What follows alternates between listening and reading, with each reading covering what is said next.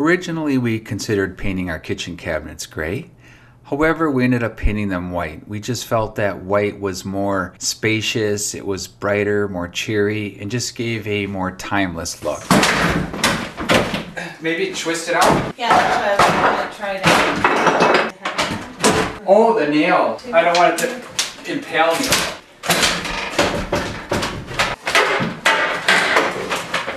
It's almost. By removing the top cabinets, we opened up the space to make the kitchen look and also feel more spacious. Here we are removing the backsplash tile. One of the reasons we kept postponing our kitchen remodel was that the tiles were in good shape and looked very nice. Also, we knew that when we removed the very worn countertops that we would break some of the tiles and would have to replace the backsplash. And we were having a hard time deciding what material to use for the backsplash. And we ended up going with shiplap, thinking, well, it's not a large investment. If we change our mind, we can simply pull it off and put in whatever backsplash we wanted. Because the right side door of our recently purchased counter depth refrigerator was hitting the wall, we decided to move the refrigerator over to the left. I think it's a good idea to keep a few extra pieces of your flooring material.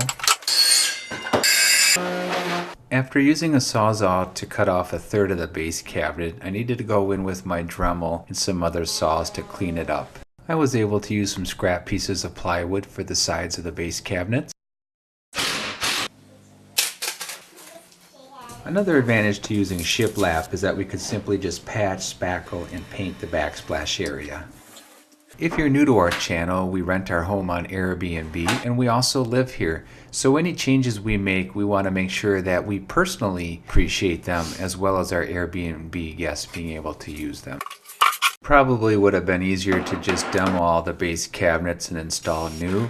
However, we wanted the cabinets to match the other cabinets at the other end of the kitchen. With wood fillers, spackle, and glue, these cabinets are very forgiving when you paint them. Let's see if it fits. We can shim it once it's in. All right, Mr. Schimmel. These cabinets are actually much stronger than they originally were when they were built in.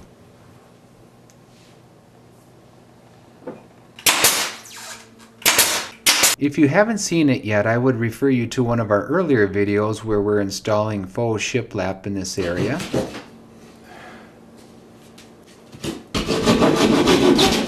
Although it's more trendy to remove the soffits, we kept them intact. That way we could install dimmable recessed lights, one on each side of the refrigerator. That way when the lights burn brightly, it'll make a pop, and we can also dim it real low in the morning when we wake up and we're getting our coffee. What you doing? Putting a shelf on. This is going to be our coffee nook. Nice. And once we get our other two brackets, we'll get our second shelf on. Well, actually it's going to be 1 inch from the fridge and go this way-ish. And this will be for our coffee supplies. If you haven't seen it yet, we do have an earlier video showing the install of our granite counters. We had to cut this drawer and the cabinet door to get them to fit. And I apologize that we don't have more video of some of the other upgrades going forward from here. For comparison purposes, here's what the area looked like before the remodel. And this is what it looks like now. We love how the warm brown chocolatey colors contrast against the white background and give a warm, inviting look to the area.